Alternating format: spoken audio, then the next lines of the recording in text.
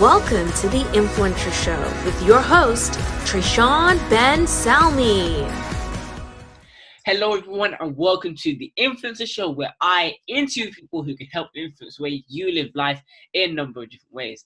I'm your host, Seven, and today we have a very special guest host, Juergen Pallien. So if you'd like to introduce yourself to listeners and let them know a little bit about you. Hello, and thank you for the interview and to talk a little bit about myself. I'm born in Germany originally, and I'm a business entrepreneur and trader mainly. So I retired thanks to stock trading at the age of 35, then moved around for several years throughout the world, traveling all the time and enjoying life basically, until I discovered that what most people dream of, like retiring at a very early age with plenty of money, is not necessarily very fulfilling. So there was something missing in my life. And that was when I set myself a goal. I had a look like an inventory of what it is that I love doing. And basically came that I love trading and I love teaching and doing business. So I decided that I want to financially liberate 1 million people in the world and teach them exactly the same things so they can do the same trades and earn the money in the same way, which is very, very great because it takes like 10, as you know, like being one of my mentees, it takes like 10-15 minutes a day and you can earn a fortune. You have the rest of the day to do whatever you're passionate about.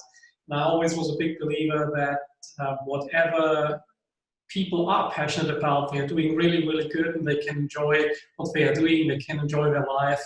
But there is the necessity in our society that you have to pay your bills and that you have to have some source of money. So I provide people with a source of money so they can do whatever they are passionate about. Just as a short summary of what I'm doing. That is absolutely amazing. And why don't you share with the listeners why you do what you do? Well, why do I do what I do? First of all, it's a lot of fun. You meet a lot of different people all around the world, and you really can make a difference. So you see people that are struggling to make ends meet, and you just provide them with a way that they never thought is possible. Because when people think about trading, they think you have to have a lot of money for being successful, and you have to train for years to be successful, and it's all a big casino, and if you're not a bank you cannot win at all. So I want to get rid of some of these myths and show people, okay, look, if you have a proven strategy that is working, all you have to do is, as with everything in life, if you have a strategy or a recipe and you do exactly the same thing, you will get exactly the same results. So all I provide them is like, okay, like that's the strategy. This is how you deal with the things that could mess up your strategy, which usually are emotions, like if you are becoming very greedy or if you're becoming very fearful, then you get issues in trading, and therefore we gotta have a system that deals with these things, and then everyone can be a successful trader. I think that's actually really important, because then as a result of just like learning what emotions then come into play, you're then able to not only be able to manage them, but then also become a better trader. Yeah, I did a video recently on that, talking about psychology and why people get into these emotional states. And it's pretty much because if you think about the money and what the money represents, first of all, what we do is we use something that is called asymmetric risk-reward ratios.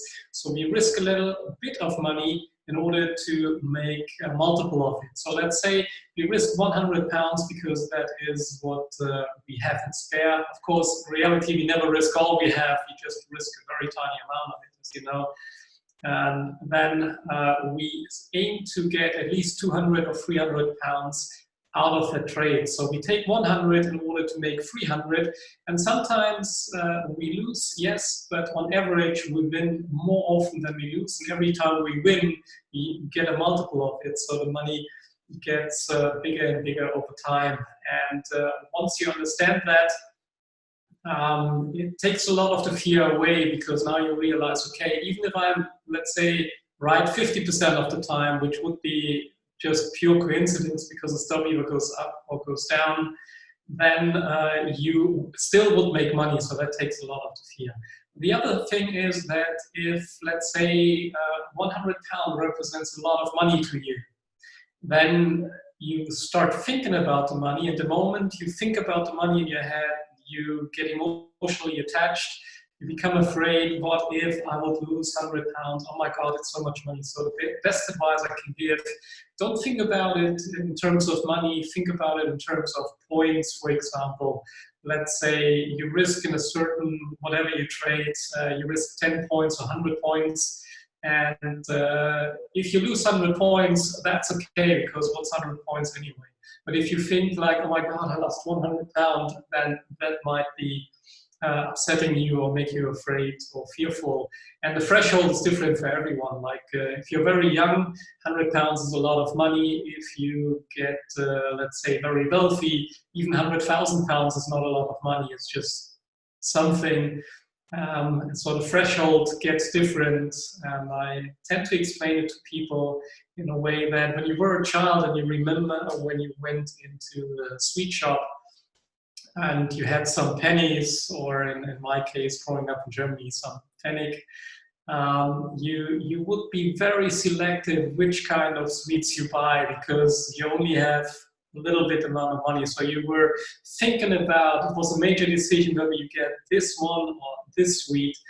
And today, like when you grow up and money is coming in anyway, you would just go into a shop and buy a bag, or even like these huge cans or whatsoever of your favorite candy, because now you don't have to care about that money. And that's how situation changes. Like for some people, it's like, yeah, do I buy this car or that car? Well, I can't decide, so I just buy both. And then you still can decide whether you want only to drive one or both separately. But these things change, and it's easier for you in the beginning if you think about, okay, I'm risking a certain amount of points rather than I'm risking the money that represents it, because then it's way relaxed for you and you don't have to think about what you might lose and what you might win. So it makes it very, very easy. That is an absolutely amazing way of looking at it, because then instead of calling it money, instead of like having a like point system like you said, then it takes away the fear from it. And how do you then prefer to influence others to change the way they live their lives for the better? I mean, first of all, you always do that by example. Like you can tell people something all day long, but if you tell them, yeah, you gotta save, you gotta be frugal, and then they see you throwing the money out of the window, then there's a mismatch. So people won't do what you say, they rather act of what they see. So the first thing is to be a person of integrity, do exactly what you tell other people. And that's why I'm extremely keen on training myself, developing new strategies, and talking about these on Facebook. Some of them work very well, some of them don't. So you always develop these kind of things, and you basically are a product of what you tell other people. So that's one of the main things. The other things that I do for influencing people, because you always want to have a one-to-many conversation. And the reason is, if I want to help 1 million people during my lifetime, then I first of all have to make sure that I can multiply myself. So I started to get some trainers that are all former students that became financially free, and then they started to, because they share the same goal of helping other people financially, so they now do the trainings for me, so I can reach more people without me even being present. And the other thing is public speaking. So you want to have, let's say, 100, 500,000 people in a room, and you want to tell them one-to-many how to do it, because that just multiplies the effort that you have to put into. Otherwise, you have to get very, very old if you want to teach people one-on-one. That's absolutely amazing how then you're then able to the people who had like the similar vision and passion as you were then able to jump on board and help share your message.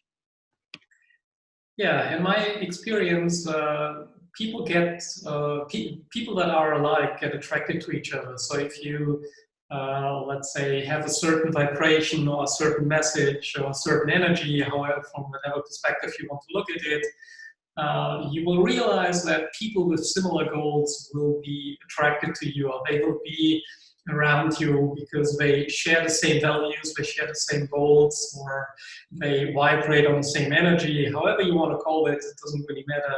But people that are alike usually come together, and then you just do the same thing or do a similar thing. We kind of created a business model about it, and then they can do these trainings in different areas.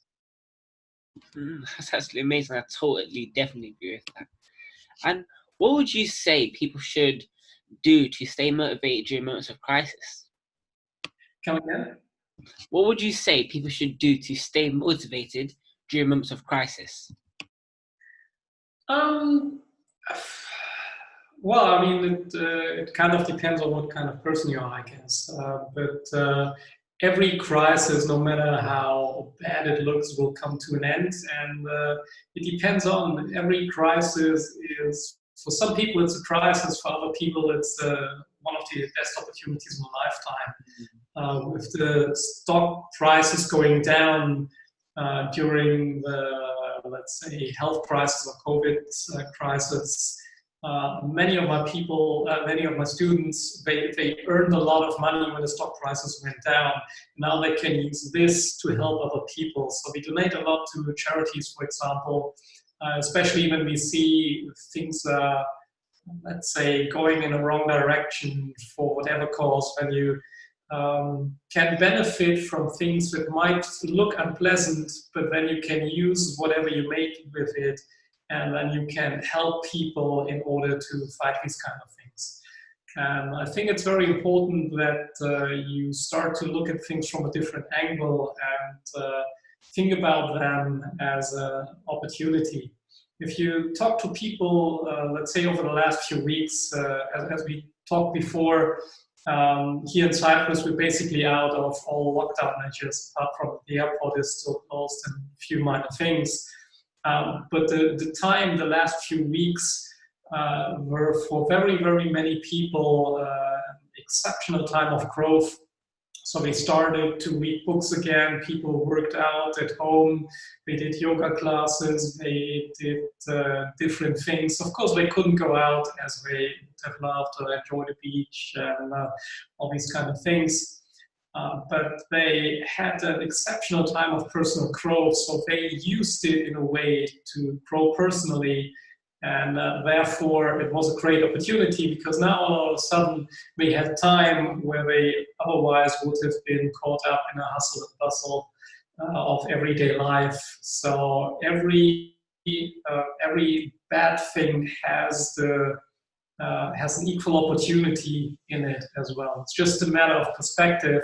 If you're able to change your perspective, things become very, very different. I think it was Albert Einstein who once said, you got to decide whether you live in a hostile or in a friendly universe. And if you decide for a friendly universe, then everything is possible and you can do whatever you want to. So in my opinion, there's no such thing as bad or unprecedented times. It's just the question what you make out of it. I definitely agree, because then if you're then able to look for the greatest in things and make the most out of the situation, then you can then come out on top. Exactly. So whatever situation it is, you can deal with it in a way that makes something good. And in many cases, you will realize that, yes, there are many people losing their jobs currently because of all the economical impacts. But you never know, it might be your opportunity to go into a much better job or greater job afterwards. You just don't know yet. And I recently heard about a concept that I found very intriguing, that you actually can choose your, let's say, point in time when you want to start to worry. So if something troubles you and you realize, okay, now I start to worry, or I'm in a worrying mode, You can postpone it and say, okay, right now it's just a thing that happened and it's neither good or bad, and I only start worrying, let's say, in a week, and until then I will figure out a solution or not. If I don't figure out a solution within a week, I can still worry, but right now worrying doesn't do anything. Someone said that worrying is as effective as trying to solve an algebra equation by chewing bubble gum, so it pretty much doesn't help anything. And I think there's a study that says 95% of the things you're worrying about actually never happen. The other 5% are either not so bad as you imagine them, or you will find a solution anyway, so there's no point in worrying. And understanding that emotionally, not only conceptually, but also emotionally, there's no reason to worry at all. So just postpone it until next week. If you start worrying again, postpone it again, so everything will be okay. I think it's actually really important, because then as a result of then doing so, it then helps you to not only structure your days until the next week, but then it also helps you come up with a solution by just like putting that on pause. Absolutely. Like, there are so many great tools to come up with solutions. First of all, if you postpone your worrying or you don't worry about it, you can, let's say, reverse engineer these kind of things. So you think about a solution and you write down your ideal outcome. So now you have, let's say, that worry that, let's say, you're on a furlough scheme, where you might have lost your job and you might have a money issue, or whatever it is, doesn't really matter. You write down your, let's say, preferred outcome of that situation, which would be a new job with better payment, and then you reverse engineer it. How do you get the job? You just ask yourself these questions. How do I get a job with a better payment? How do I get a job as quick as possible? What do I have to do? And that's a great way to reverse engineer all the steps you have to do from, let's say, now, in order to get where you want to be, rather than being here and worrying about, oh my God, where do I find a new job? So you just say, okay, let's assume I found a new job, which is really great and which I love, has a better payment and everything that I want to. How did I do that? How did I get from, how did I get there? And then you just go back and then you realize, okay, it's actually pretty easy. The next step for me would be find some great sources, for example, how I get my curriculum in a better shape, how do I apply jobs, can I train job interviews, for example, which kind of job am I actually interested in, where will I find these kind of jobs, and then you just have reverse engineered it, and then you will automatically get to where you want to be sooner or later. That's really, really interesting, and I really do urge that you listeners, if you are in this current circumstance, that you guys do give it a try. And Juergen, could you share with us your passion? Yeah, well, my passion is basically trading the stock markets, earning money and helping other people. So I think I have a nice way of teaching people with very high level of patience and answering all the questions that people have in regards of that, and show them easy step-by-step approaches. Okay, this is how you do. And I love to see, that's why I'm really passionate about, I love to see the progress in people, you know, and we have people or students that never traded before. They don't know anything about the stock markets and they are all afraid, oh my God, I don't read the news or I don't listen to the news. And I'm like, that's great, because you shouldn't. It will bias whatever you think of the companies you want to trade with. So people have all these conceptions, and then you have people that never traded at all, and then all of a sudden, after, let's say, 4 days or a week or two in their trading, after they took one of these classes, you realize that they are doing way better than professional stock market traders or mutual funds directors that are trading in the professional world for banks, mutual funds, and hedge funds. So that's an amazing thing. I mean, if you look at your results, like last time we talked, you were up 500% within 6 months. So if you take that result and show it to someone, they immediately think it's not possible. And then you realize, like, if you would open your trading book and say, hey, these are the things that I bought, that has happened, people easily would see, oh, okay, obviously it's not that hard. And when you began, you were 13 years old. So it's very amazing for 13-year-olds to be way better than pretty much all professionals out there. I think that's actually really important, because then as a result of like not having traded before, you then don't have any negative like inclinations or just any like limiting beliefs attached to trading. So you're then able to go in and get started without a negative mindset.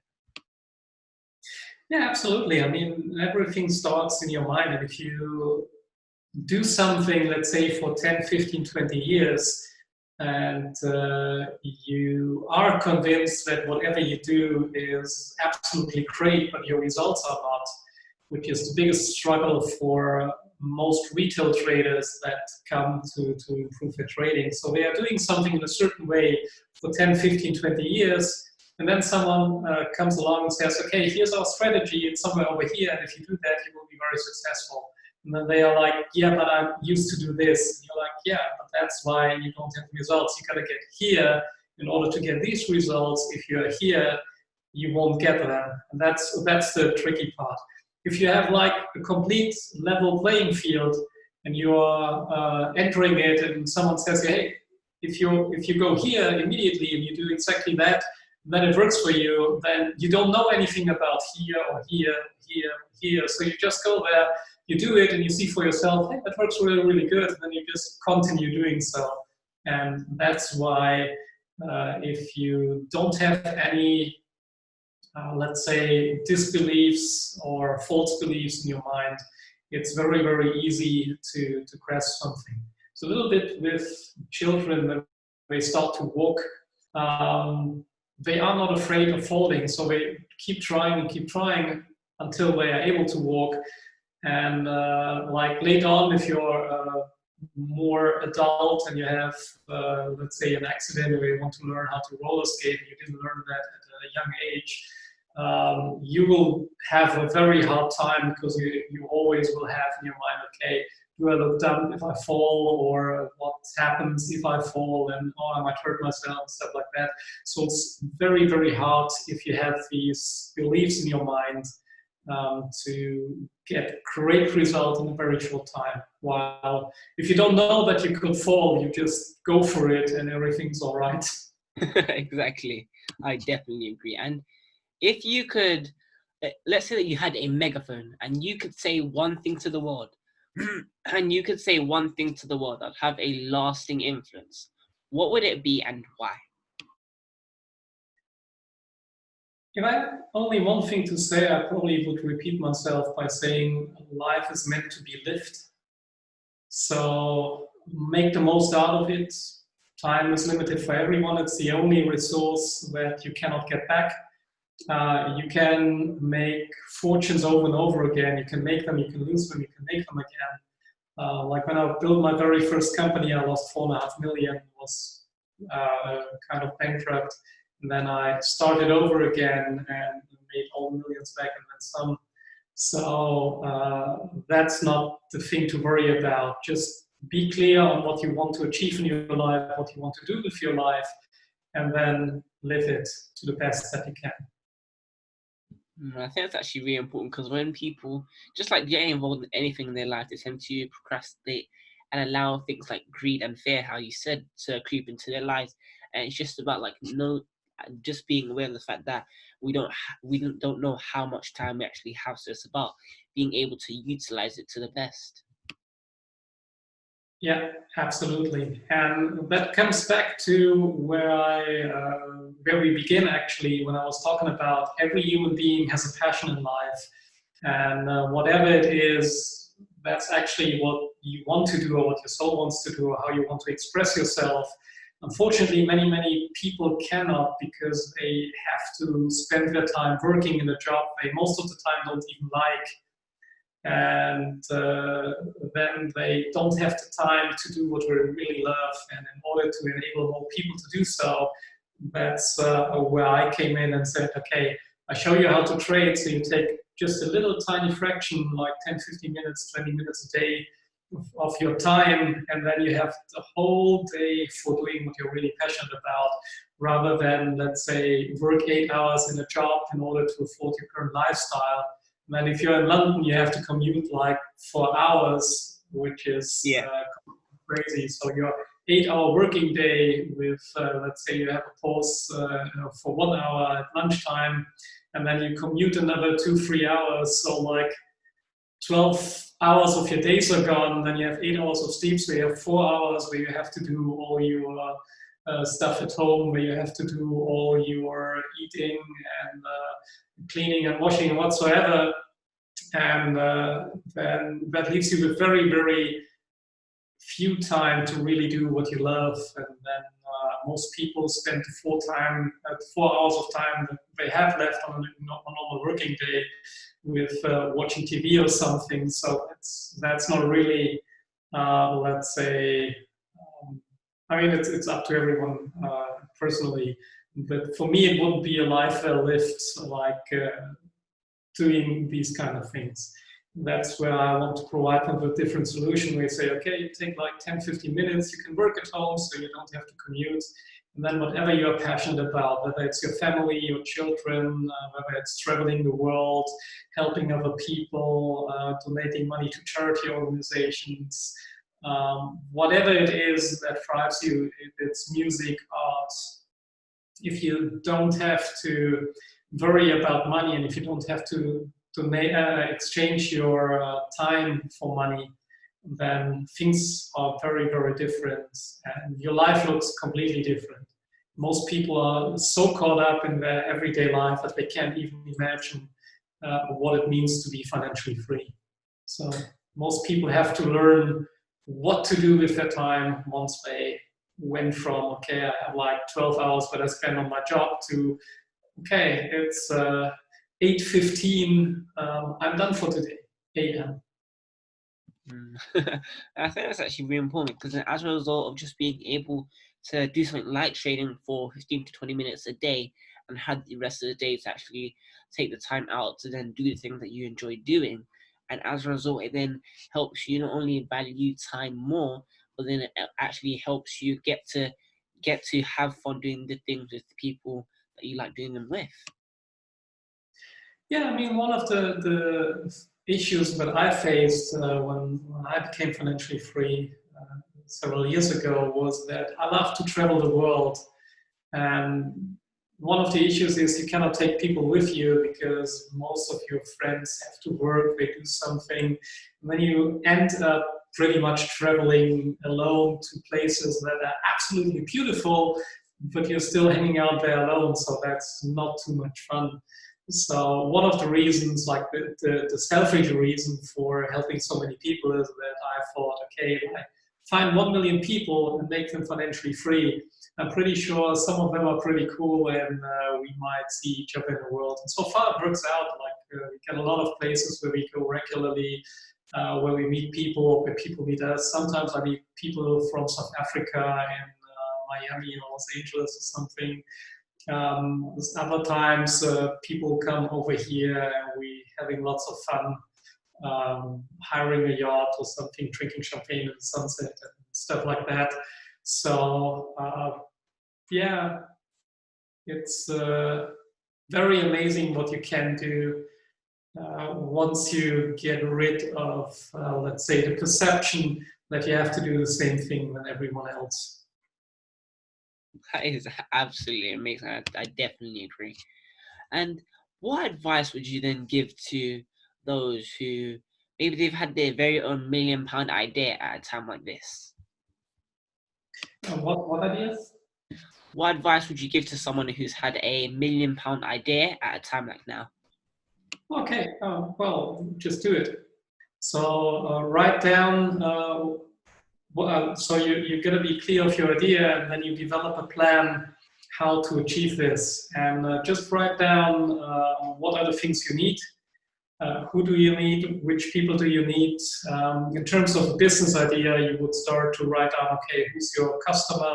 You would create so-called customer avatars where you say, okay, customer for this product is typically, let's say, female between 25 and 49 years old, higher income, or whatever it is. Like every product has its niche and different people attracted to it.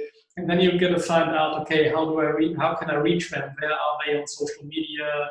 Are they more YouTube watchers? Are they on Facebook? Are they on Instagram? Does Twitter help me with what I want to achieve? How can I advertise it? What values do these people have? Which are the basic human needs that my product fulfills or that my idea or service fulfills? And then you can start to market it, and you can start to test it out. And once you see that it works, you start small, and then you have proven that what you're doing is working, and then you can scale it up. And if you need money, you will find an investor. If your idea is really good and is really valid, you will always find someone that will help you with the cash or some business aspects, and then you simply ramp it up, and yeah, there you got your first million. I think that's actually really important because I just started into how you said about like attracts like, and just becoming clear as to like who you need to be in a part of your business, or just like where your customers are. It then helps you get more aware and focus on the things that you need to get done. Yeah, I mean, one of the things that you want to distinguish is being a business owner and working in your business. One of the things that many business owners do wrong is that they don't own a business because they created themselves a job, so they are doing exactly these kind of things. And if they are not there, nothing gets done, or if they would leave the company for a year, there wouldn't be a company anymore. So you're going to be able to, you always should build a business with this in your mind. But in the beginning, when you are the only person working in that business, it's hard to do. But eventually, your goal needs to be that you can replace yourself 100% without being there, so the business can survive and thrive without you. And that's where many people have a misconception on how they should run a business. So one of my best advices would be create a business with the end in mind. The end will always be that you as a business owner get the benefits of it, let's say the earnings or part of the earnings, and the rest of the business runs autonomous, so you don't have to be there in order for the business to be successful. That is so true, because then as a result, just being able to do so, then it actually gives you more time on your hands, and then it also then allows you to then be able to delegate things to other people who are working for your business. Yeah, and one of the things that you realize is every human being has different desires and different things we are passionate about. So sometimes you will realize that people love accounting or bookkeeping or these kind of. For these jobs, you will find someone that's really passionate about bookkeeping. So for him or her, it's a great thing to do, and they absolutely love it, while you might think, oh my God, bookkeeping. And the same thing for, let's say, sales. You have people that have natural talents to communicate or to connect with other people, so they can be really great in sales, while other people don't have it, so they have to learn sales. Like everyone can sell, but some people do it more natural than others, so the effort is a little bit different.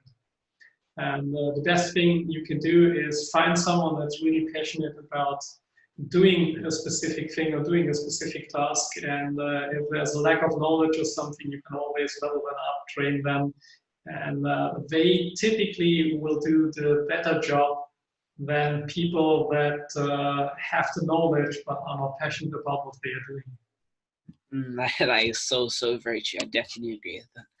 And what would you say is the biggest issue, or maybe even a problem, that you're aiming to solve as an influencer in your own industry?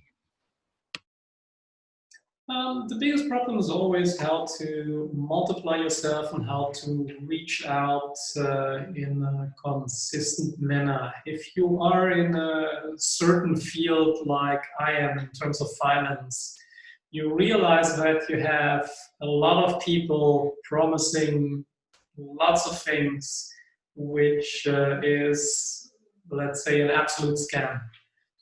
And basically, they all use the same message. They are like, I don't know, some people are specializing in, oh, we have a penny stock, and if that 10 cents or 10p stock rises to £10, you are a millionaire. But there's a reason in the first place why a stock might be at 10 pence. So maybe you rather lose all your money when a company goes bankrupt from 10p to zero. And you have so many scams and things and stuff, and it's very, very hard from an outside perspective. If you don't know how to trade, or if you don't know how to trade properly, you cannot judge whether these people are telling you complete nonsense or whether they are really, really valid.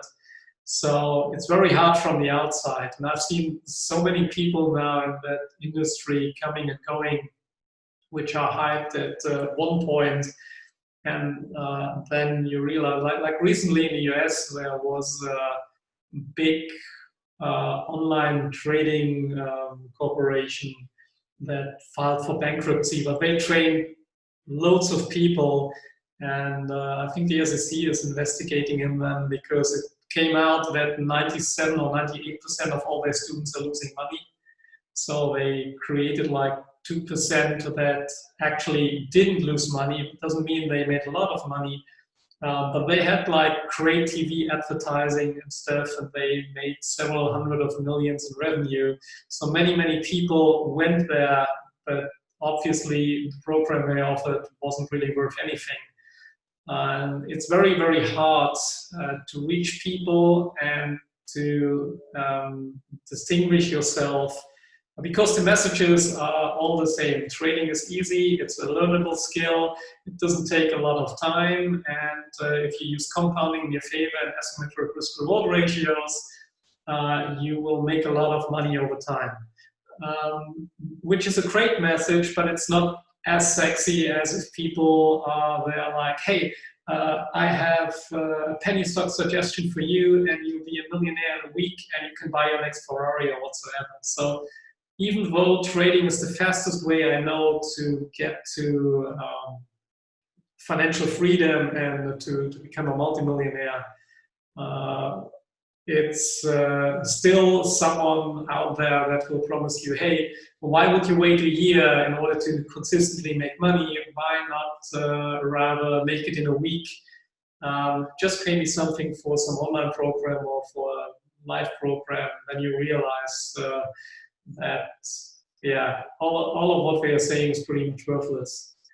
And unfortunately, there's a lot of these things out there. And that's the way you struggle the most. Because the only thing you can do is that you can make these claims and you tell people, okay, this is what I'm doing, this is the proof, and then you show them, here are all the people that I already helped. And if you want to talk to them, and they will tell you exactly what they did, what their results are. And that's the biggest plus side, that all of my students are referring that program because of the success they have, and that they see, okay, it's a huge difference. But in the beginning, everyone is skeptic. If you hear something, it sounds too good to be true. And if it would be so easy, why is not everyone doing it? And then you have to deal with all these kind of things. And when you kind of convince them, someone else comes around and says, yeah, I can show you the same thing within a week. And then you realize how you will be financially free within a week. And then you realize, okay, that didn't work. And then everything is a scam and you don't ever try it again. And that's like one of the biggest struggles in that industry specifically. I think that's actually like a huge problem, because then as a result of like all of this like sort of like make believe and all this like quick sort of like money schemes, it's then pushing people away from trading because of all of this like you'll be a millionaire in 10 minutes, things like that.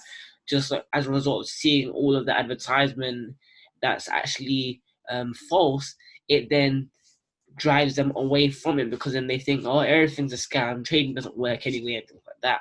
But it's about just being aware to the fact that it does work, just as long as you have like the right teacher.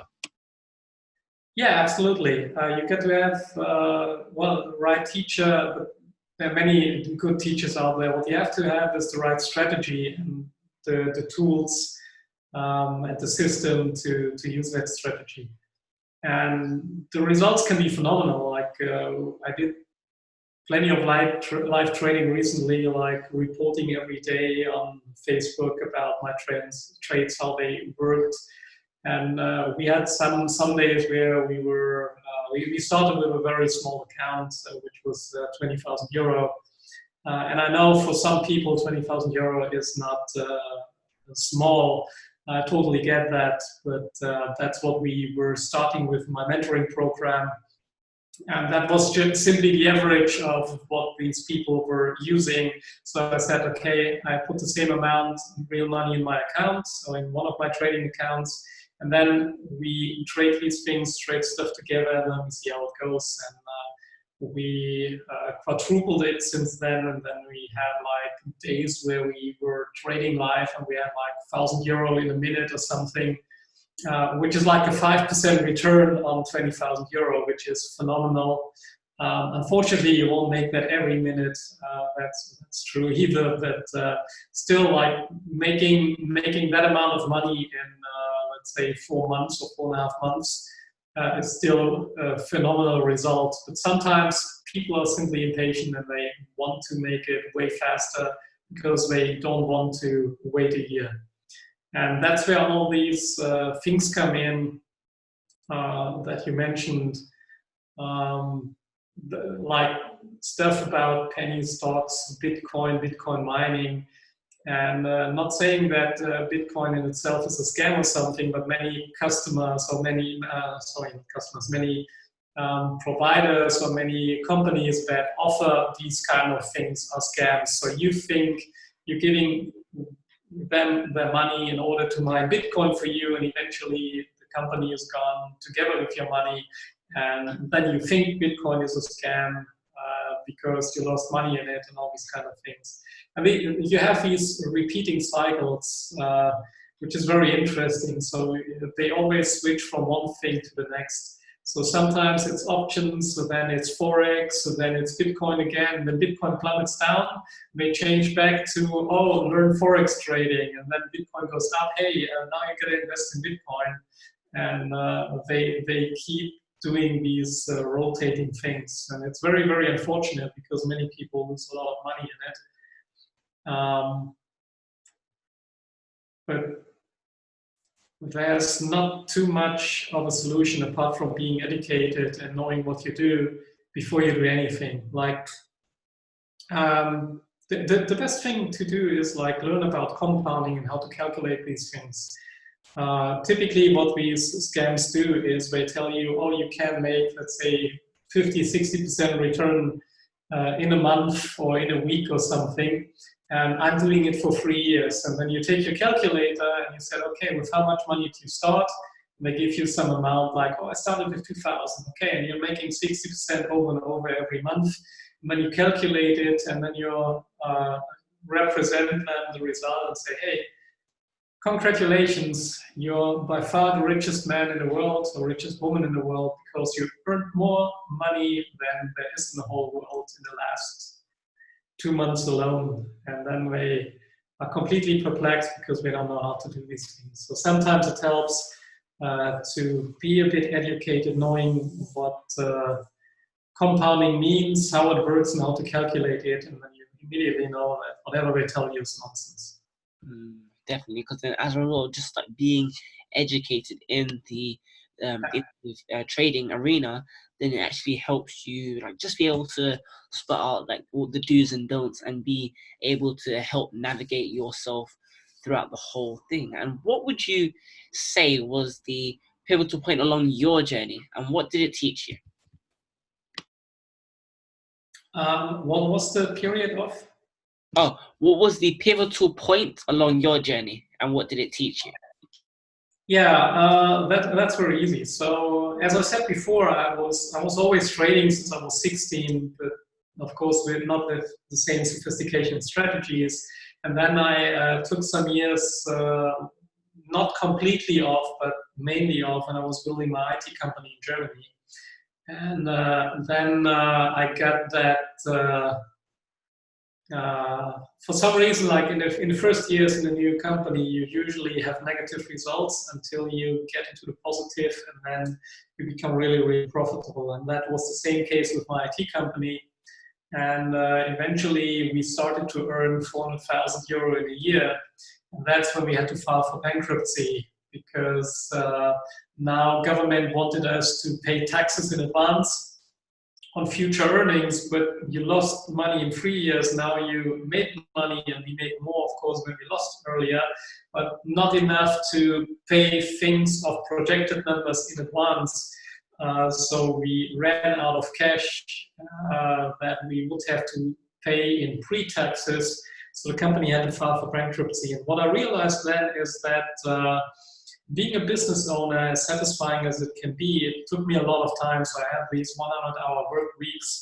And sometimes I had some crazy customers, and we would have appointments, and then we just realized, okay, he called me back then and said like, hey, I love your dedication. However, we got to move that appointment that we have because it's actually a bank holiday and my stuff won't be here. But we both were looking in our schedule, and we were like, oh yeah, here's the 3rd of October, which is a national holiday in Germany. And we were so happy to find a spot where we both had time at the same time. So we fixed this, and then like a day later he called me and he's like, yeah, we cannot do it because it's a holiday and like people won't be here, which we would need for these technical solutions. So what I realized is I had these crazy work weeks and lots of traveling and things going on at the same time. And eventually, without me being able to do anything about it, it's not that the company messed up or that we didn't have sales. Or so we had like millions in orders that we would have fulfilled. So losing the company and with it, like all the money that was tied in it of around 4.5 million, by working your behind off with all these crazy hours, and then starting to trade again after I discovered that we made a lot of money in the difference of euro US dollar. So the IT company was buying stuff in the US like routers, switches, and all these kind of things, and we were selling them throughout Europe. And what we did is that whenever the currency exchange, euro US dollar, would turn against us, so if the US dollar was going up, with every day I wait until I pay my bill, it gets more and more expensive because the US dollar is going up. On the other way, so I would pay everything on the very first day. So sometimes I would call them up and like, hey, I need the invoice, I want to pay today. And like, you must be really crazy. Because usually in business you want to pay as late as possible. But as I knew it will become more and more expensive if every day I pay them later. The issue is that I want to pay as fast as possible.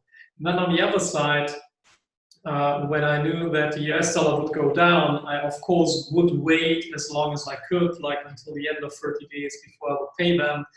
And when I went through the books of the company, I realized that we made more than 100,000 euro, slightly more than 100,000 euro with these currency exchanges.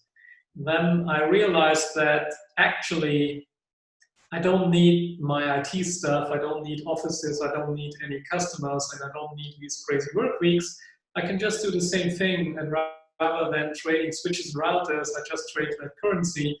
And I used pretty much the last remaining 10,000 euro that I had.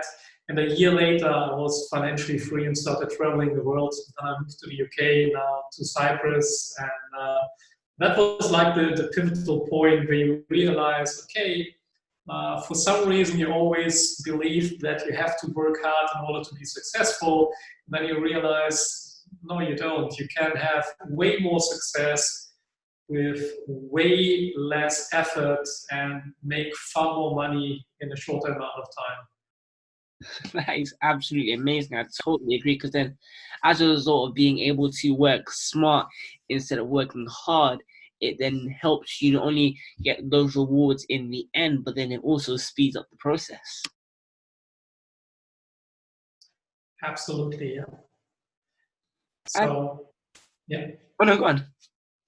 The smarter you are able to work, the less effort it actually takes. I think it's just one of the beliefs that many people have, that you have to work harder in order to earn more money. And if you change that belief, you realize that no, you don't.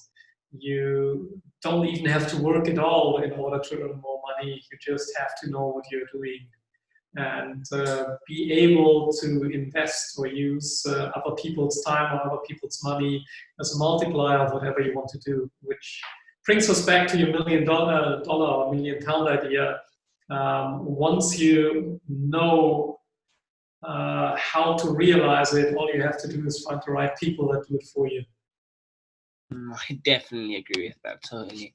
And then as a result, in doing so, it then helps you not only to impact more others to then change their lives for the better, but then it also helps you just to spread the word in your teachings. And what would you say are the top 3 lessons that you have learned along your journey, and how did they influence where you look at life? Well, I mean, one of the top lessons is definitely that the value of time, not only in terms of, okay, you don't get the time back at all, but also the value of time in terms of how to use compounding in your favor, how to make the best out of your time, how to surround yourself with great people so you have a pleasant time. So that's definitely one of the big takeaways. Another thing is that trading, of course, enabled me to have a very rich, fulfilled, and free life. So the knowledge about how to make money without spending a lot of time on it in a very easy and scalable way. So it's all right if you don't have to take a lot of work into something, but if you can scale it, if you can grow, it's pretty much a dead end sooner or later, especially if you have very ambitious goals. And I would say the first thing is that personal development. So whatever you want to achieve, you will be better able to achieve it if you are a better person and you constantly can develop yourself and learn new things and apply them and create better results, not only for you, but also for the people you love, the people around you, your friends. And it just makes you, first of all, a humble person, because you understood that learning never ends. So whatever you think you know about something, you realize that the more you get to know about it, the more you realize what you don't know about it. And sometimes that would help a lot of people just to be aware of these kind of things. And then you realize that actually sometimes fields where you at first would have said, okay, that doesn't sound interesting to me. Once you tried it and once you got into it, you realize that it's actually something great and something that enriches your life. So personal development and learning new skills is definitely on the top of the list, and something that I do every day, or that I'm committed to do every day, just to learn something new, to read something, and to constantly grow. Because if you look at nature, anything that doesn't really grow is starting to die eventually. So the more you learn, the more you grow personally, the better your life will be in pretty much all aspects. I totally agree, because then once you then realize that like learning never actually stops, it then puts you in a whole different mindset and actually shifts your perspective completely, which then allows you to attract better things into your life. And if you had to be another person for one day, who would it be and why? I don't know. I wouldn't. Right now, I wouldn't say I want to be another person. I'm quite happy being me. I would definitely love to meet a lot of people and learn from them, but I don't see the point in being someone else, truthfully spoken. So I like being me, and if there's an aspect I don't like about me, I will change it until I'm happy with the way I am. So I would love to meet certain people out of the investment world, some politicians, people that have a great sense of humor, people that I can learn from. And that would be a huge list. But I don't think I want to be someone else, neither for a day nor for a life. So that's all right. Sorry. Definitely, I totally understand why. Definitely. And could you share with us your views on the word legacy and what legacy you'd like to leave? Yeah, I think legacy is something that other people talk about, first of all, when you're not in the room or when you're long gone. So, legacy is how people remind you, not necessarily only as a person, but the things you achieved or the things you did to make a difference. So one of my mantras, so to speak, is that I want to leave the world in a better condition than I found it. And that's where it comes back to my goal. My legacy will be that I at least helped 1 million people financially in a way that they can achieve great things and they can have an impact on their friends, families, and the world as well. So that's what I'm committed to do, and that's what I want to do. So help as many people as I can in order to enable them to live the life they really want to. And they can pass the wisdom on as well. So it will be a great multiplier in terms of happy and fulfilled lives. And that's what I hope that people will remember me for. That's what I hope will my legacy be. That is absolutely amazing. And I think that's actually really important because then, as a result of them teaching others, they can then pay it forward and then go on to teach several, many more. And then, as a result, your message can then share and touch people, touch many more lives than you would have been able to do if you was to do it by yourself. Yeah, absolutely. I mean, otherwise, calculated it once just because sometimes I like to play with numbers. I think I must get 1,200 years old if I would do nothing else than teaching small groups of people in order to trade. So I have to multiply that knowledge and I have to multiply these classes. And ideally, you want to do that with people that share the same mindset or that share the same path of growth and the same passion to help others. And then you combine them and you get great force, and this is what your legacy eventually will be.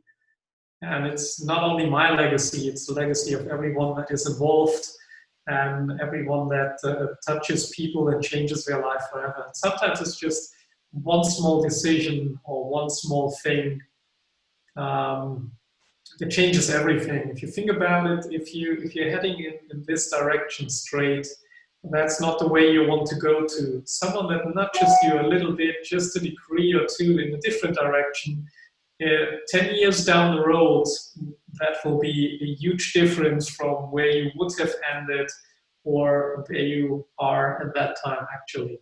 So sometimes it's in the small changes or in our habits that will make a huge impact.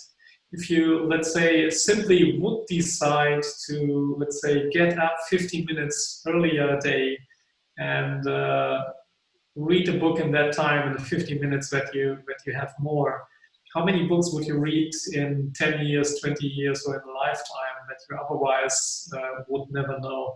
With the knowledge that you gain from reading this book, where would your life be in terms, not only financially, but also in terms of what you learned about other human beings, about effective communication, about living a happier, a wealthier, or a healthy life. So how big of a difference would your life be if you dedicate 15 minutes a day to do something? And all you would need to do is like get up 15 minutes earlier, or I don't know, watch 15 minutes less TV and rather do something else. So sometimes it's the small things, not sometimes, it's always the small things that create a huge outcome. So if you get into a habit of, let's say, eating healthier or doing a little workout a day or something like that, your life in 10 years down the road will be completely different.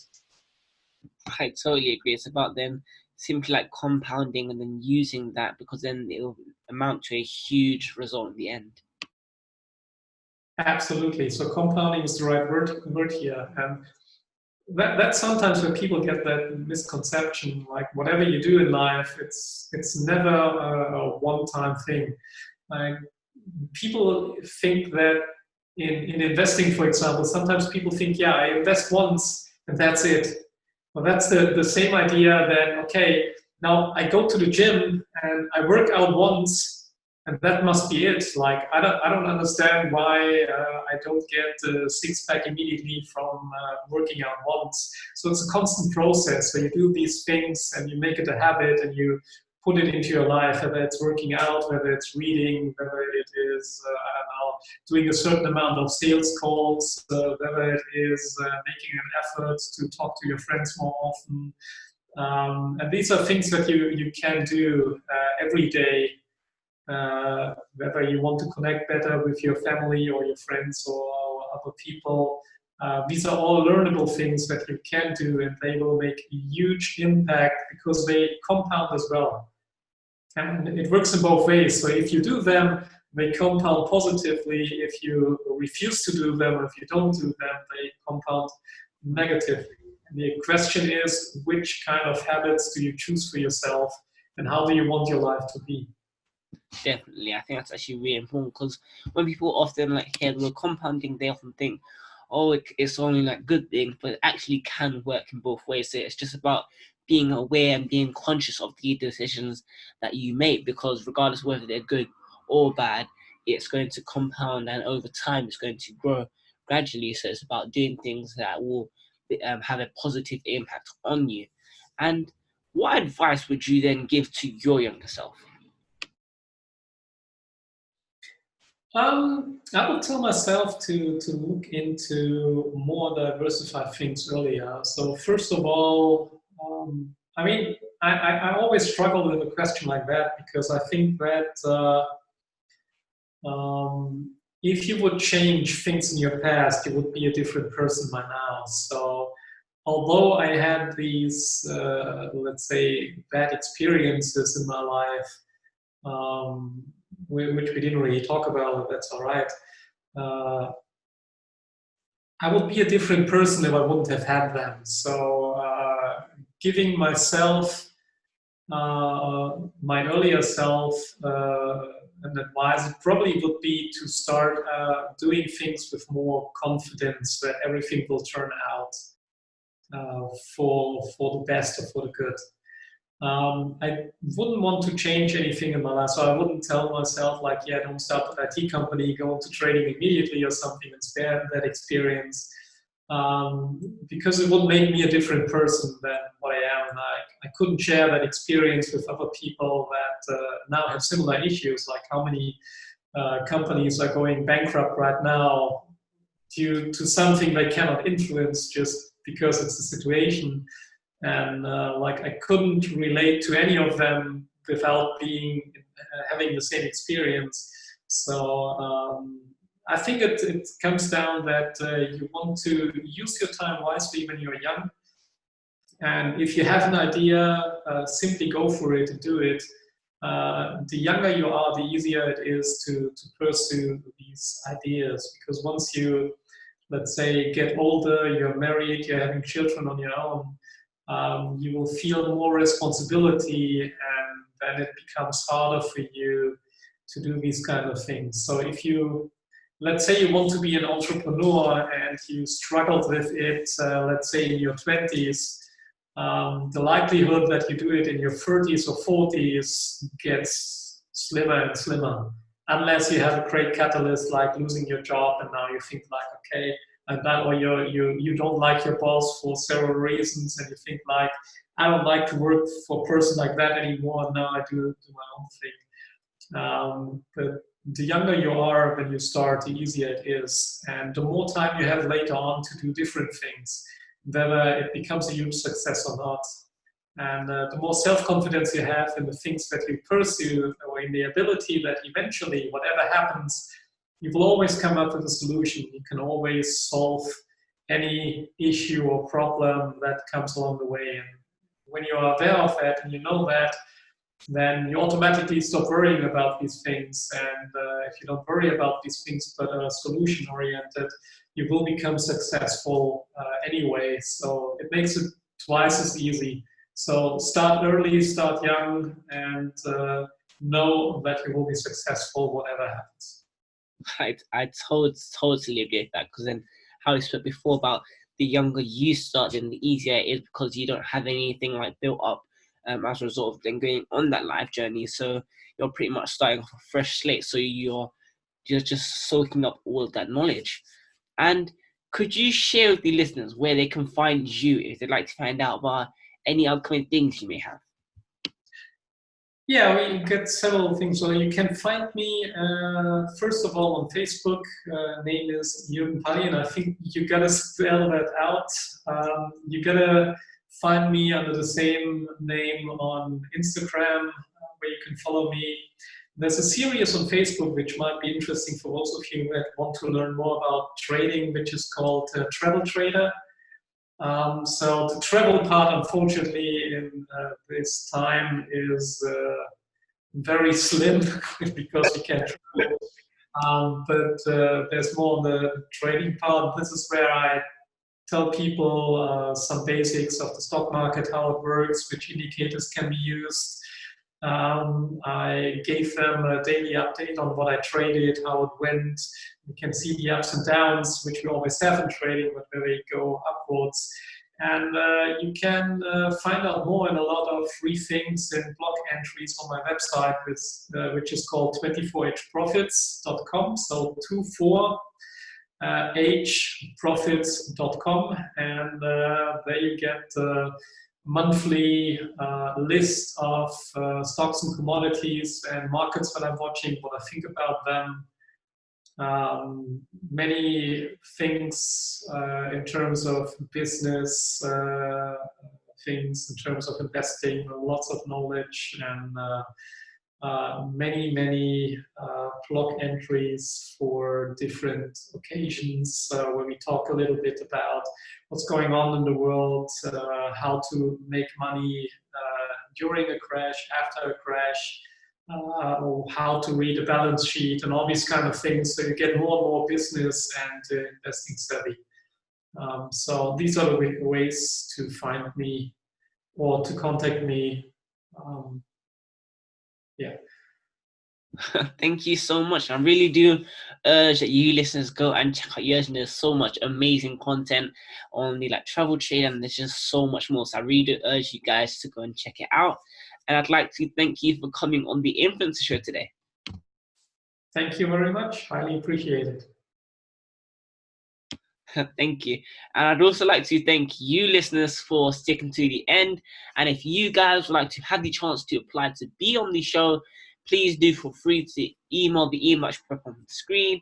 And I hope you guys have a great day. That's it from me. Bye. Bye. Have a great day.